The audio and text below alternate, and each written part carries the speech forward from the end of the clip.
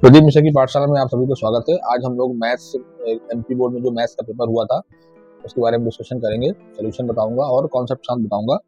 ये set B का paper है, मैथमेटिक्स स्टैंडर्ड 2026 का 75 मार्क्स का क्वेश्चन पेपर है। उसको आज हम सॉल्व करेंगे।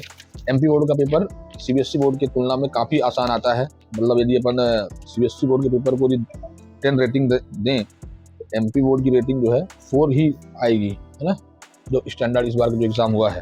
हम उसको सोल्यूशन प्रोवाइड करवा रहा हूँ मैं। इसमें आपको कॉन्सेप्ट भी मिलेंगे साथ साथ में, जरा ध्यान से आप देखिएगा। ये आंसर इन वन वर्ड में या सेंटेंस में देना है। पहला क्वेश्चन क्या है, what is the formula of discriminant of quadratic equation ax square plus bx plus c, है ना। ax square plus bx plus c बराबर 0 का डिस्क्रिमिनेंट क्या होता है, b स्क्वायर माइनस 4ac, है ना। ये सिंपल क्वेश्चन है। सेकंड में बोला है, right the formula of finding sum of first and positive number, है ना। तो सम ऑफ पॉजिटिव नंबर तो 1 2 3 4 ऐसा स्टार्ट होगा ना। 5 6 ये पॉजिटिव नंबर है, ये एपी में है। फर्स्ट टर्म क्या है 1, कॉमन डिफरेंस डी कितना है 2 माइनस 1। तो फॉर्मूला क्या होता है हमारा n/2 2a plus n-1 into D.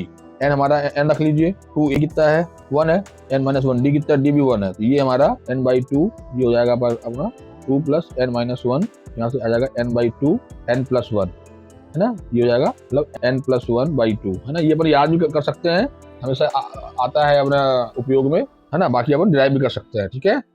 तो ये फॉर्मूला हो गया sum of first and positive number का। ये हमारा आंसर है। इसको भी सूचना है कि जो 9th क्लास के बच्चे 10th में जाने वाले हैं उनके लिए भी 10th क्लास का पूरा कोर्स इसमें ऑनलाइन पढ़ाया जाएगा।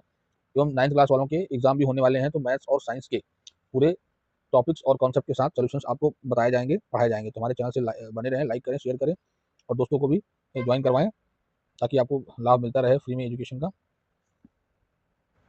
हमारे चैनल से जुड़ने के लिए आप हमारे यूट्यूब चैनल प्रदीप मिश्रा की पाठशाला को सर्च कर सकते हैं यूट्यूब पर। वहाँ पे ऑलरेडी मैथ्स सीबीएसई बोर्ड के जो क्वेश्चंस आए हैं उनके सोल्यूशंस डिटेल में दे रखे हैं।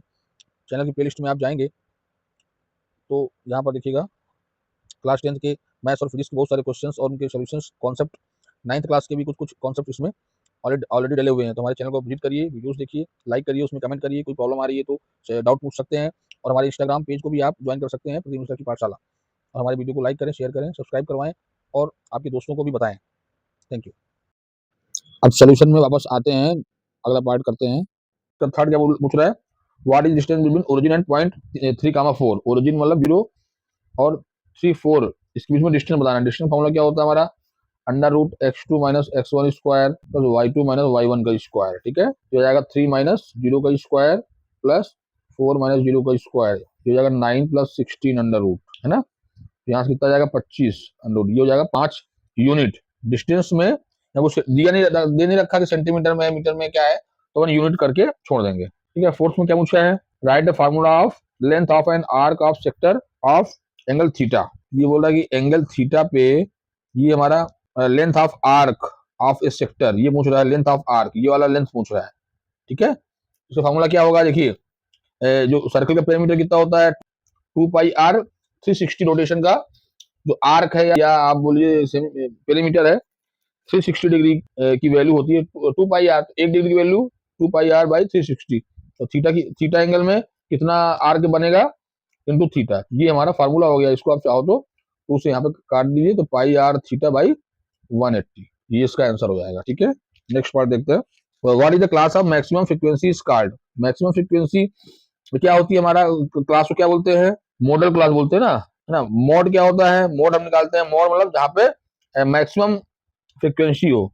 जैसे कि मान लीजिए अपना कोई एक क्लास है 5 से 10, 10 से 15 से 20, ठीक है, ऐसा कुछ हमारा डेटा दे रखा है। और 5 से 10 वाले मान लेते हैं इसकी फ्रीक्वेंसी जो है 2 है, इसकी 4 है, इसकी 8 है। तो हमारा ये 15 से 20 वाले में फ्रीक्वेंसी ज्यादा है, तो ये हमारा मॉडल क्लास है, ठीक है। यही पूछ रहा है what is the class of maximum frequency is called, है ना। ये इसको कहते हैं मॉडल क्लास, ठीक है। हाउ नेक्स्ट क्वेश्चन है, maximum how many zeros are there in any cubic polynomial. Cubic polynomial में मैक्सिमम कितने जीरोस हो सकते हैं, ये पूछ रहा है, ठीक है। मान लीजिए कोई क्यूबिक पॉलिनोमियल है तो इसके मैक्सिमम जीरोस कितने होंगे, जितना इसका डिग्री होगा, तो 3 इसकी मैक्सिमम जीरोस होंगे। मैक्सिमम है मतलब इसके जीरोस 1 2 भी हो सकते हैं, है ना। हो सकता है कि 2 रूट्स हमारे रिपीटेड हों। मान लीजिए कि कोई हमारी कोई भी इक्वेशन है उसका रूट्स 1, 2 आ रहा है, ठीक है, तो ये दोनों हमारे रिपीटेड है, ठीक है। तो हमारे मैक्सिमम रूट्स जो है अलग अलग रूट्स कितने होंगे जितना उसका डिग्री होगा। इसका आंसर कितना आएगा 3। यहाँ पे आपको सोल्यूशन तो दिए जा रहे हैं, साथ में आपको कॉन्सेप्ट भी हम बता रहे हैं ताकि आपको दूसरे क्वेश्चन में भी फायदा मिले। ठीक है, जो बच्चे 9 से 10th में जा रहे हैं वो भी पढ़ेंगे, सुनेंगे, देखेंगे तो उनको भी कॉन्सेप्ट भी पता चलेगा साथ साथ सोल्यूशन के। तो सेकंड क्वेश्चन देखिए क्या पूछ रहा है, फिल इन द ब्लैंक्स वाला है। The graph of any quadratic polynomial is, है ना, क्वाड्रेटिक पॉलिनोमियल का ग्राफ कैसा होता है हमारा, पैराबोला शेप का होता है ना, ऐसा हो ऐसा हो, ये शेप क्या है, पैराबोला शेप का होता है। ठीक है, ये बच्चे ने सही लिखा है। ऑल स्क्वायर्स आर, सभी स्क्वायर्स क्या होते हैं, सिमिलर होते हैं कि कॉन्ग्रुएंट होते हैं, बताइए। सभी स्क्वायर्स सिमिलर होते हैं ना, है ना। कॉन्ग्रुएंट क्या होता है, कॉन्ग्रुएंट फिगर वो होता है जैसे फोटोकॉपी फिगर, तो दोनों के सेम साइज होना चाहिए, है ना, कॉन्ग्रुएंसी में। इसको अपन 9th क्लास में पढ़ते हैं। 10th क्लास में सिमिलरिटी ऑफ मतलब कोई भी फिगर का पढ़ते हैं। सिमिलरिटी में क्या होता है, उनका साइड का रेशियो या उनके एंगल्स ये बराबर होते हैं। ठीक है, तो स्क्वायर में हो सकता है कि साइड अलग अलग हो, छोटा बड़ा हो, पर इनका जो साइड का रेशियो है ये बराबर होगा और एंगल सभी में 90 डिग्री होगा, है ना, इसलिए ये सिमिलर होंगे। ठीक है, कॉन्ग्रुएंट नहीं बोल सकते अपन, इसमें आंसर क्या आ जाएगा, सिमिलर। तो common difference of arithmetic progression this, इसका कॉमन डिफरेंस पूछा डी कितना होता है, a2 माइनस a1, तो 7 माइनस 12 बराबर -5। ये बहुत सिंपल क्वेश्चन है एमपी बोर्ड में। आप सीबीएसई बोर्ड पेपर देखेंगे तो आपको समझ में आएगा कि क्या लेवल मैथ्स का आता है सीबीएसई में। इस बार तो काफी टफ आया था। चलिए चौथा क्वेश्चन पूछ रहा है, the probability of an impossible event की प्रोबेबिलिटी कितनी होगी, 0 होगी भाई। इवेंट ही पॉसिबल नहीं है तो आने की संभावना तो होगी ही नहीं। जैसे मालूम मैं बोलता हूँ कि एक डाइस है, डाइस को फेंक रहा हूँ, है ना, डाइस को फेंक रहा हूँ। अब पूछ रहा है कि हेड आने की प्रोबेबिलिटी क्या होगी, तो डाइस में हेड है ही नहीं, तो हेड आने की प्रोबेबिलिटी तो 0 ही होगी ना, वो इम्पॉसिबल इवेंट है, हेड तो आएगा ही नहीं कभी भी, है ना। तो ये हमारा इम्पॉसिबल इवेंट है। चलिए पांचवा क्या पूछ रहा है, a tangent to a circle insert it in, एक टेंजेंट होता है सर्कल का, वो सर्कल को कितने पॉइंट में इंटरसेक्ट करता है, एक ही पॉइंट को टच करके निकल जाता है टेंजेंट, आंसर आएगा 1। ठीक है, तुम्हारा सेकेंड होता है वो 2 पॉइंट को टच करता है, सेकेंड टेंजेंट एक ही पॉइंट को टच करेगा। चलिए ये पूछ रहा है, pair of linear equation which has no solution is called, है, तो जो हमारा लीनियर इक्वेशन जो हमारी लाइंस होती हैं, लाइन में यदि नो सॉल्यूशन है, नो सॉल्यूशन कब होगा, जब दोनों लाइंस पैरेलल होंगी। जब पैरेलल होंगी तो उस समय क्या केस बनता है, पैरेलल के केस में a1 बाई a2 बराबर b1 by b2 that not is equal to c1 by c2, ऐसा केस जब हमारा आता है तो लाइन पैरेलल होती है, पैरेलल में इनकंसिस्टेंट होता है वो, है ना, वो होता है inconsistent pair of linear equation. ठीक है, दो लाइंस या तो एक दूसरे को इंटरसेक्ट करेंगी तो वन सोल्यूशन आएगा, तो वहां पे कंसिस्टेंट बोलते हैं अपन, कंसिस्टेंट पेयर ऑफ इक्वेशन। दो लाइन हो सकता है कि एक दूसरे के ऊपर ओवरलैप कर रही होंगी, ओवरलैप करने में मेनी सोल्यूशंस आते हैं, कई सारे सोल्यूशंस होंगे, मतलब जो इस लाइन में जो सारे पॉइंट्स है सभी इन इक्वेशंस के सोल्यूशंस होंगे। हमारे यहाँ पे आंसर क्या है, inconsistent pair of linear equation. तो थर्ड में क्या है, ट्रू फॉल्स पूछ रखा है। ठीक है, अब पूछ रहा है if lines are parallel then there are infinite many solutions, line यदि पैरेलल में है तो नो सॉल्यूशन आएगा, तो पिछला क्वेश्चन है वही तो है ये उसी का, तो पहला स्टेटमेंट हमारा फॉल्स है। Second, a quadratic equation that has no real root जब कम नहीं होता है तो हमारा डिस्क्रिमिनेंट 0 होता है ना, ये जब हम पढ़ते हैं minus b plus minus under root b square minus 4ac upon 2a, ये वाला पार्ट हमारा डी है। तो जब डी लेस देन 0 है मतलब ये निगेटिव है, रूट के अंदर निगेटिव आ रहा है, निगेटिव आ रहा है तो यहाँ पे इमेजिनरी रूट्स बनते हैं, रियल रूट्स नहीं बनते हैं। ठीक है, और उस केस में हमारा ग्राफ जो पैराबोला ग्राफ है वो एक्स एक्सिस को नहीं काटता है कहीं भी। ठीक है, तो यहाँ पर डिस्क्रिमिनेंट 0 होना चाहिए, मतलब b square minus 4ac less than 0 होना चाहिए। यहाँ पे क्या दे रखा है, ग्रेटर देन 0, तो हमारा स्टेटमेंट फॉल्स है। ठीक है, अगला देखते हैं, ये जो 2 4 8 16 ये हमारा एपी में है क्या, देखिए आप कॉमन डिफरेंस देखिए, a2 माइनस a1 यहाँ करेंगे 2 आ रहा है, यहाँ कितना आ रहा है 4 आ रहा है, यहाँ आ रहा है 8, तो ये हमारा देखिए कॉमन डिफरेंस सेम नहीं है ना, ये हमारा एपी में नहीं है। ठीक है, ये हमारा जीपी में है, ज्योमेट्रिक प्रोग्रेशन, ये अपन 11th क्लास में 12th क्लास में पढ़ते हैं इसको। ठीक है, ये आपके सिलेबस में नहीं है। ठीक है, तो एपी में नहीं है, हमारा क्वेश्चन यहीं पे खत्म हो रहा है, तो इसका भी थर्ड का फॉल्स है स्टेटमेंट। चौथा देखिए, line of sight is drawn from the eye of an observer to the point in the object viewed by line of sight is the line drawn. ठीक है ना, मान लो कोई हमारा मान लीजिए टावर है, यहाँ से आई कोई ऑब्जर्वर बैठा है देख रहा है। ठीक है, तो ये जो देख रहा है ना, ये जो लाइन में जो उसका टॉप का देख रहा है ना, इस लाइन को ही बोलते हैं लाइन ऑफ साइट। ठीक है, ये एंगल हमारा निकालते हैं ट्रिग्नोमेट्री से, तो ये हमारा लाइन ऑफ साइट होता है। ठीक है, ठीक है, tangent to a circle is perpendicular to the radius through the point of contact, सही है बिल्कुल। तो टेंजेंट होता है किसी सर्कल का, है ना, मान लीजिए पॉइंट टेंजेंट डाला अपन ने, तो ये जो रेडियस है हमारी रेडियस और टेंजेंट ये परपेंडिकुलर होता है, मतलब 90 डिग्री होता है, तो ये स्टेटमेंट बिल्कुल ट्रू है। पिछला वाला भी ट्रू था, है ना। छठवां, probability of any event P E plus P E bar, इसका सम 1 होता है, बिल्कुल ट्रू, सही बात है ना। कोई इवेंट ई होने की और नहीं होने की दोनों को यदि प्रोबेबिलिटी मिला दे तो 1 आती है। जैसे दो कॉइन फेंका हेड और टेल आने की, ठीक है, मान लेते हैं कि हमको हेड आने की प्रोबेबिलिटी कितनी है, 1/2 हो जाएगी, ठीक है, और हेड नहीं आने की प्रोबेबिलिटी कितनी है, हेड नहीं आने की प्रोबेबिलिटी भी 1/2 होगा, ये दोनों को जोड़ेंगे तो 1 आएगा, है ना।